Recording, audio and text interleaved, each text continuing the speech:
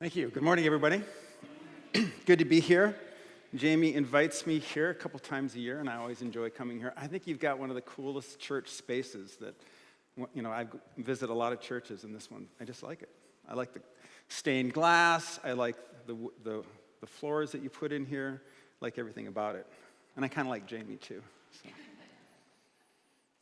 I met with him this week for coffee, and he was just telling me how good things are going around here. And it's just so encouraging because I always think back to the days when the church started, and it was a struggle for those. Was anyone here in the very beginning? And well, Emily was here. That's good.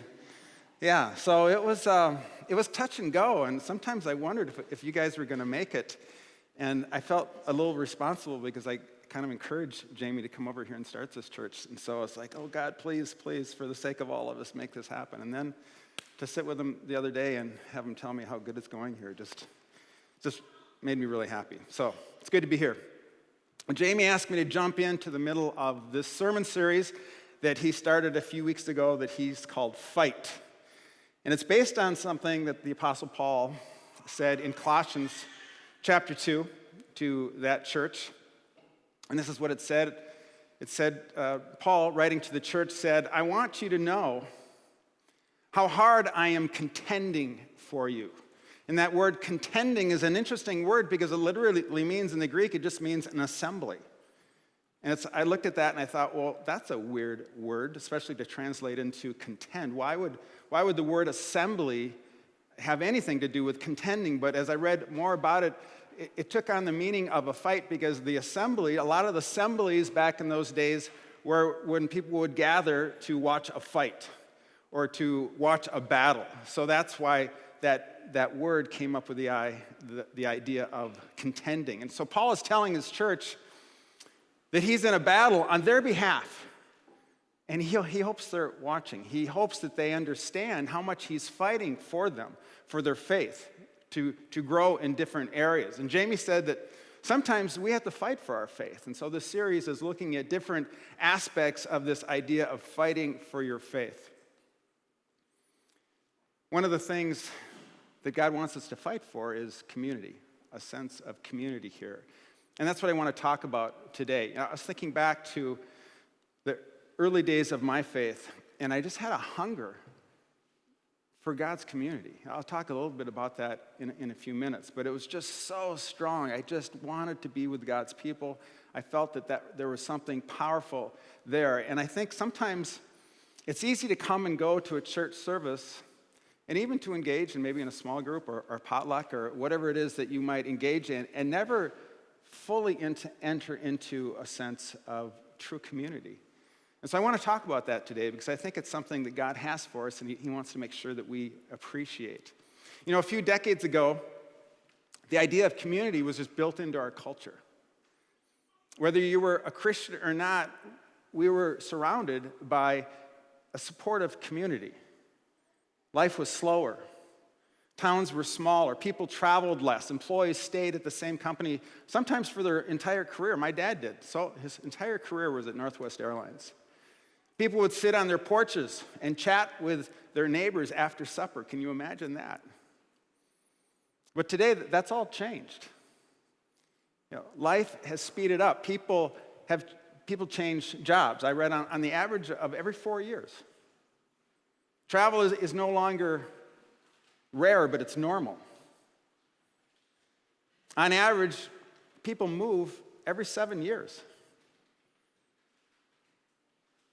And because of that, many of us don't bother to get to know our neighbors. I mean, why would we bother to do that when they might end up moving just a year or two?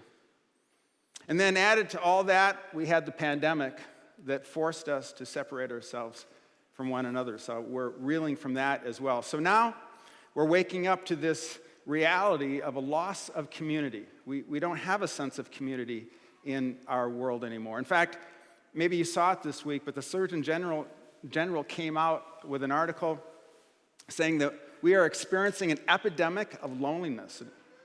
An epidemic of loneliness. Can you believe that? And why is the Surgeon General concerned about that? Well, loneliness affects our health. There's implications for that. His report said that loneliness can increase the risk for premature death to levels comparable to smoking 15 cigarettes a day. He said that even before COVID, about half of the U.S. adults reported experiencing measurable levels of loneliness. Lonely people have a 29% increased risk of heart disease, 32% increased risk of a stroke, and 50% increased risk of developing dementia in older adults. That's super shocking to me. I don't know about you, but I had no idea. I knew that loneliness is a problem, didn't know that it would affect us in that way. And the Surgeon General concluded by saying this. He said, "You can feel lonely even if you have a lot of people around you, because loneliness is about the quality of your connections." It's about the quality of your connections. And that begs the question, how good are your connections, right? What is the quality of your relational connections? You know, loneliness has impacted us here at the church as well. But the good news is that church really has an answer to this problem, this epidemic of loneliness. God is a God of a relationship, right? He wants his people to be in relationship because he knows what it does for our soul. We were made to be in relationship with one another. We were made for community. There's healing in a healthy community. Now, the community that God has for us isn't just any community, okay? I mean, community can happen in a lot of ways, and it can manifest for the good or for the bad. You can form community with other moms. You can form community with your buddies at the local pub after work or on the golf course. And then on the negative side, there are some communities that are unhealthy and toxic. Even churches sometimes fall into that category. But the community that God wants for us has a special character to it that reflects the nature of God. And there are special benefits to that community that we'll see here in a few minutes. The classic text that people always like to turn to, and I'm going to turn to it as well, to look at what biblical community is, what spiritual community is in Acts chapter 2. That's where Luke describes the nature of the church right after the Spirit of God came down and filled the believers at Pentecost. So let me read that, and let's read that together. It says, they devoted themselves to the apostles' teaching and to fellowship, to the breaking of bread and to prayer. Everyone was filled with awe at the many wonders and signs performed by the apostles.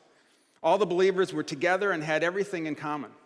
They sold property and possessions to give to anyone who had need. Every day they continued to meet together in the temple courts. They broke bread in their homes and ate together with glad and sincere hearts, praising God and enjoying the favor of all the people. And the Lord added to their number daily those who were being saved. I mean, this text is so amazing to me. It's just over-the-top generosity. And because of that, many people have tried to duplicate this communal experience. When I was a new Christian, which was like 40 years ago, there was a big push to be a New Testament church. People wanted to be a New Testament church, and so did I. People wanted to reject tradition and just live the faith life as they saw it in the Bible. So this text that I just read to you was like a template, a model for how we should live our life and how we should do church. In fact, that text that I read has a lot to do with my wife Lisa and I moving from Minneapolis to a dairy farm outside of Menominee many, many years ago to live in community. So we joined two other families, and we said, we're gonna reject the traditional church. We're gonna live together in community, and we're just gonna love each other and be like the New Testament church. How do you think that worked? Not as well as we had hoped. We even pooled our finances. We thought, that's a part of the text, that's a part of the template. We want to do that too. We wanted to do everything that we read in the Bible. We thought that living together next to each other and pooling our money was the key to this kind of authentic spiritual community that we saw in the Bible. But we quickly realized that authentic community was more than just proximity, more than being close to other people. Just because you live next to someone doesn't mean that you'll be any closer to them spiritually or emotionally. In fact, it can result in just the opposite. The other two men in our little community, they fought all the time. So much that after 2 years, one of the family moved out of our community. So much for our idyllic idea of Christian love. Our community proved to be no better than the religion that we had rejected and walked away from. And so when I talk about community, we have to be careful not to limit it to our proximity, where we're at. Community isn't dependent upon proximity. And that's good news, because I would imagine that most of you don't live within walking distance of each other. You live at a distance from each other. So what does community mean in our world today of mobility? What does it mean? If it's not proximity, if community doesn't have anything to do with proximity, then what is it all about? Well, I see this authentic community having 6 different aspects to it. 6 things that, in Jamie's terms, I think we should fight for. So let me run you through those. Each one, I'm not going to spend a lot of time on it. I just want to give you kind of a holistic view of the kind of community that we want to fight for as Christians. So first, you want to fight to be Jesus-focused, okay? You want to be Jesus-focused. Like I said before, you can create community with all kinds of interests and hobbies, but it's not Jesus-focused. The true center of your community here as a church needs to be Jesus. And that might seem obvious, but it's not always the case. And that's why verse 42 is talking about Jesus. Everything it refers to in the first verse here of verse 42 is about Jesus. It says that they devoted themselves to the apostles' teaching, to fellowship, to the breaking of bread, and to prayer. That was all centered around Jesus. They were devoted to Jesus. That is what brought them together. If Jesus hadn't been who he was and done what he had done, they wouldn't have gathered like that and been that kind of community. And that should be at the heart of our community as well. Devotion speaks of a single-mindedness. Now, being Jesus-focused, it might seem obvious, like, well, yeah, it's the obligatory thing that every preacher has to start with. Point 1 always has to be Jesus. But the reason I say that is because sometimes I've been in churches and Jesus isn't the focus. And I don't think it's intentional, but he's not always the focus of the songs. He's not always the focus of the prayers. If you visit the small groups or the youth group, children's ministry, surprisingly, he's not always the focus of those events. And like I said, I don't think that's intentional. I don't think churches are looking for ways to exclude Jesus. It's just something that happens. There are so many things, so many aspects to our faith and to our church life that it's just easy to take Jesus for granted and to get involved in doing other things. And it's kind of like we might do with our family or friends. We take them for granted. We get busy at school. We get busy at work. We assume that our friends and our family are always going to be there. And we just don't give them the attention that they really deserve. So you concentrate on something else for a season, and I think we do that with Jesus too. I've noticed that in my own Bible reading. So as through the years now, many years reading the Bible, I typically just kind of make my way through and then make my way back. And over a period of time, I realized that, I can go a whole year and never read anything about Jesus because I'm in other areas of the Bible. Especially sometimes my reading, sometimes I like to just read through a book. Sometimes I just go really slow, sentence by sentence, and meditate on it and stuff. So it can be a long time before I get back to the Gospels and read the stories about Jesus. And after a while, I thought, I think that's a problem. Because I need to read the whole Bible through the lens or through the eyes of Jesus to help me read it right, to interpret the rest of the Bible correctly. And so I've purposely now, I don't know what the ratio is, but I come back to reading the Gospels, the stories about Jesus on a regular basis. Okay, so community should be Jesus-focused. That's number one. You want to fight for that kind of community. The second thing to fight for is being generous. Okay, we see that very well in this text. You want to be a community that's known for its generosity. We read in Acts 2 how the early church was quick to meet the needs of those people that had the financial need. It doesn't say why that people sold their homes to give. I would assume it had to do with people who had health problems, or maybe they were persecuted, so they lost their sense of income. Maybe, especially for women, they were divorced, and when they lost their husband, they lost their source of income. But there was clearly a supernatural move of God in God's people to make the believers generous. And that was the overriding feature of this new church, this new group of believers.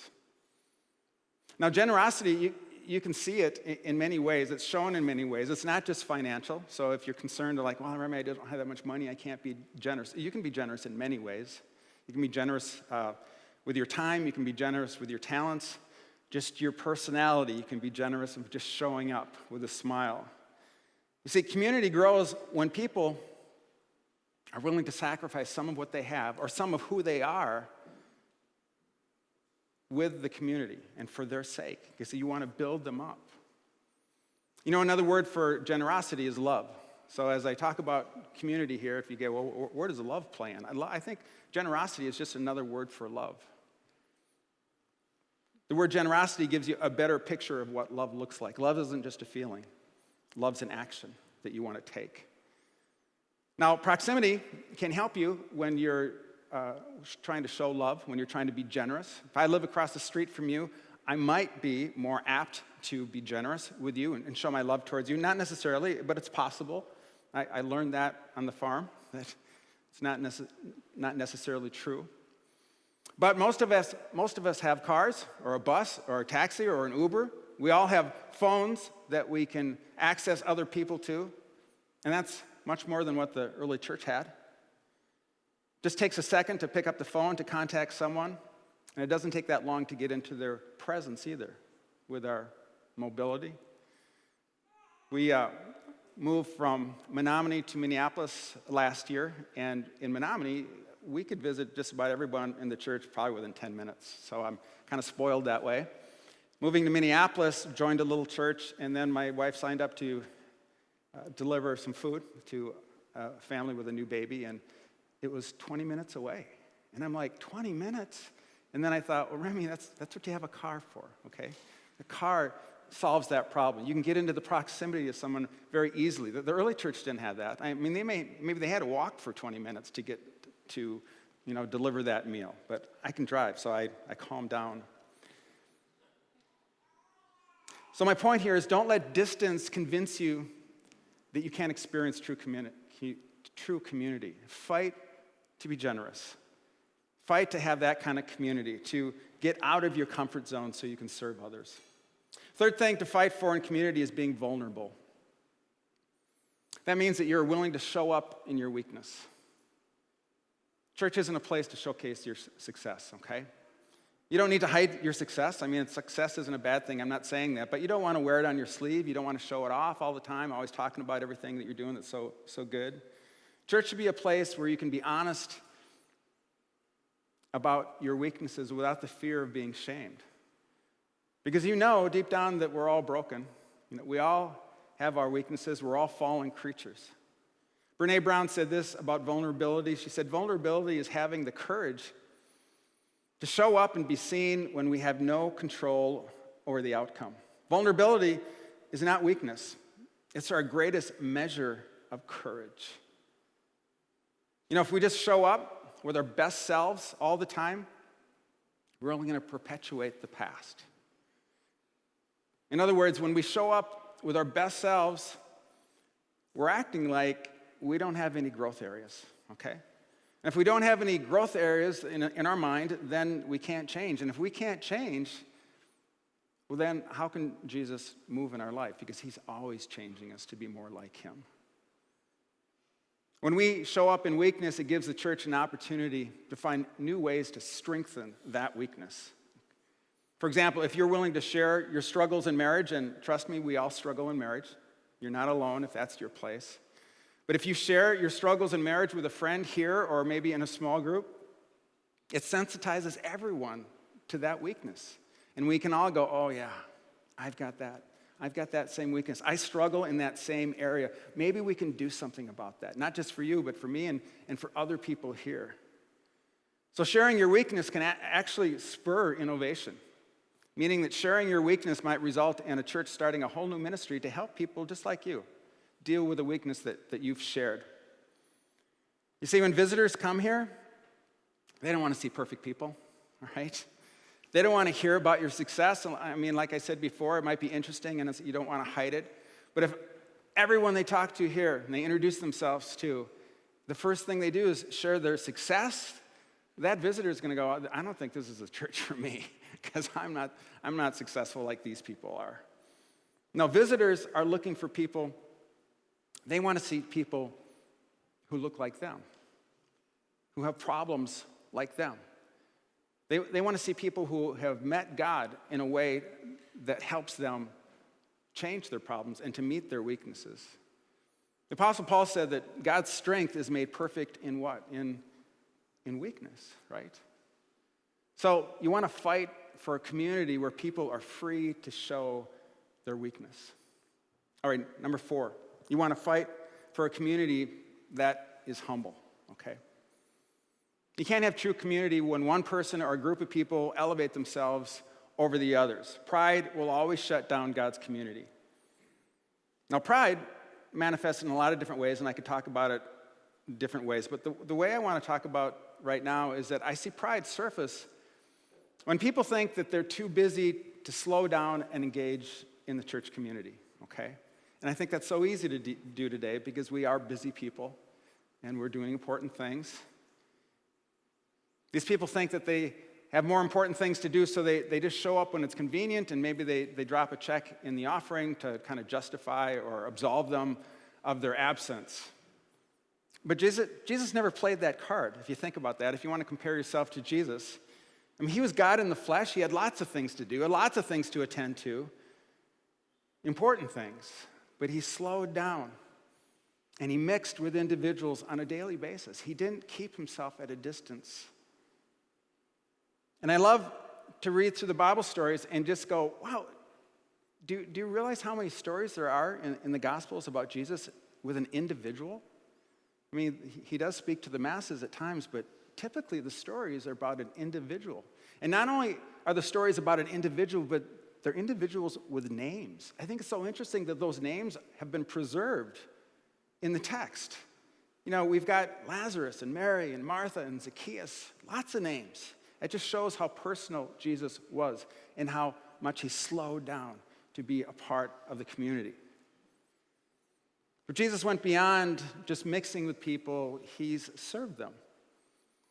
In John chapter 13, John tells the story of how Jesus washed the disciples' feet, showing how humility needed to be a part of this community that he wanted to develop in his believers. So I think you have to ask yourselves how you might slow down from your life and engage more in this community in an authentic way, in a true way.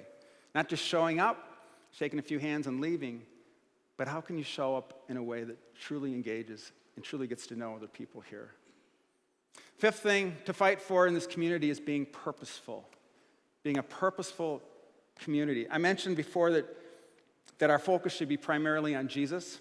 Acts 2 tells us how the early church devoted themselves to worship, but that was just a snapshot in time of what they were doing. That didn't describe what they did every day, all the time.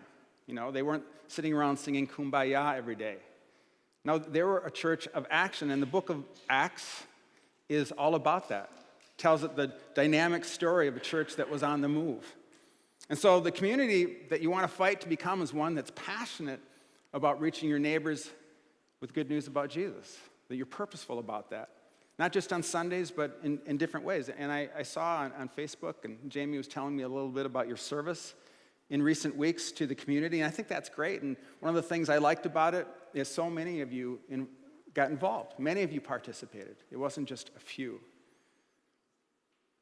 But beyond your service, I think it's important to be purposeful in how people experience your community. When they walk into your community, whether it's here Sunday or they experience you in different contexts, what is that experience like? What does it feel like? What is the culture? In other words, on Sundays, your music and preaching should lift people's hearts. They should sense the goodness of God in what you're doing and what you're saying.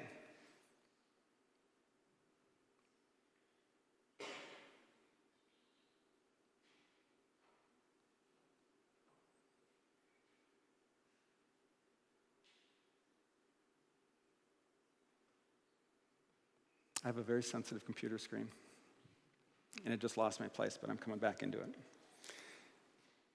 So they said people should experience the goodness of God. And when they witness conflict and disagreement among you in whatever fashion that might be, they should see respect and humility and dignity that you share for other people. And they should see your compassion for the poor and the marginalized by your actions, not just your prayers for them. Now, I realize that these are lofty goals, but your purposeful dedication to these things, your willingness to fight for these things as a part of your community is going to reflect who you are and reflect who God is to the people that experience you. You know, you are so much more than 4 songs and a sermon on Sunday. And I think sometimes the community of a church can be reduced to that. Well, finally, number 6, the community that you want to fight for is united. You know, a lot of churches lost people during the pandemic and during the recent elections. I think we saw that in many cases. I know I have. Prior to that, many people in the church thought that everyone thought like them, believed like them, voted like them. And then when the controversies came up, they saw that, wow, not everyone thinks like I do, believes like I do, or votes like I do. And that offended them. And instead of talking through those differences and fighting for unity, some of them just up and left and went for a church that thought like them. And I don't know about you, but I find that to be shameful because I think the church should be better than that. I think we show the world something beautiful when we fight for unity. Now, some of Jesus' last words to his followers were to call us to walk in unity. Yet here we are today, we're so divided in so many different ways. We've mistakenly believed that unity is uniformity. But Jesus didn't say that people will know that we are Christians because we all think alike. See, we don't have to agree on everything to walk in unity. No one is impressed by people when they all think alike. That's kind of obvious. You expect that. But we're impressed when people are united even though they disagree. That's what shows that God must be involved in these people. In Acts chapter 4, Luke said this. He said, all the believers were one in heart and mind. Talking about unity here. No one claimed that any of their possessions was their own, but they shared everything they had. They were one in heart and mind. And what was at the core of that unity? What spawned that kind of unity? Was it their politics? Was it their theology? No. No, they were united in believing that their possessions were not their own. I think that's profound. That's why they were able to share everything that they had. Their unity was directly related to their spirit of generosity that God gave them. They were united in generosity. So are you, as a church, are you united in generosity? I think that's something you want to fight for. Like, how can we be that church? A church that fights for unity. I want to go back to that opening verse in Colossians where Paul was talking about contending for these people. And he tells us specifically what he was contending for. He says that their hearts may be encouraged, having been united in love. So again, he's talking about unity. He's fighting on their behalf that they might be one, that they might be united in love. Unity was so important to Paul. You can read it in his other books too. I love a passage in Ephesians chapter 4 where he wrote this about what the community should look like. He said, be completely humble and gentle. Be patient, bearing with one another. Make every effort to keep the unity of the Spirit through the bond of peace. Make every effort. Those words have just rung in my brain for decades. Make every effort to keep the bonds of unity.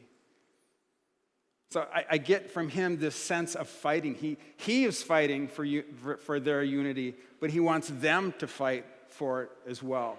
Do what you have to do, guys, to walk in unity.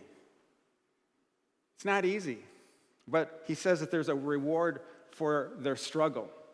Going back to Colossians and the contending text there, Paul revealed the reward for seeking unity. And he said this. He said, you will attain to all the wealth that comes from the full assurance of understanding, resulting in a true knowledge of God's mystery. That is Christ himself. He's saying if you're willing to fight for this kind of community, if you're willing to fight for unity and walk in love with each other, then you will come to a full understanding of who Jesus is. That's what we want, isn't it? I mean, hopefully that's at the very foundation of everything that we do here? I mean, there's a lot of things we can do in church. There's a lot of things that set us in motion. But ultimately, our goal should be to have a full understanding of Jesus Christ. And that's my prayer for you guys, for Renew as a church, as you continue to go forward, that you don't just get bigger, you don't just get cooler, your building doesn't get more amazing, but you come to a full understanding of who Jesus is, and it transforms you as individuals and as a community. And when people come in and experience you, it changes them too. And then hopefully, if that happens, it will be said of this church, just like the early church, that they enjoyed the favor of all the people, and the Lord added to their number daily those who were being saved. Let me pray for you guys. Father, the community that we see in Acts is beyond us. It's beyond our natural ability. It took the pouring out of your Spirit to transform them into the Jesus-focused, generous community that we read about here this morning. And so I just ask you, God, on behalf of this church, on behalf of Renew, that you would do the same work in them as you did with the first disciples. Fill them with your Spirit.